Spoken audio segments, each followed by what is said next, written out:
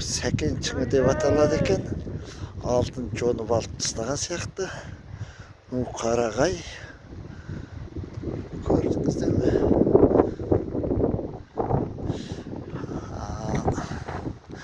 Жақ орман тоғайлы. Мынаны Әулие бұлақ деп атайды екен.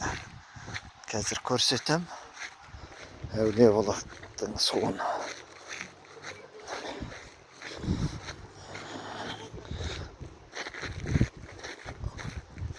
Сұлтанмахмұт Торайғыровтың ауылы. Туып өскен жері сол кісінің. Мынау керемет ме, табиғи тас, кірпіш сияқты. Осы Баянауылдың жерінде осындай көк тас, қызыл тас. Міне шығандай керемет жиылған. Міне анадан баладар су алып жүр.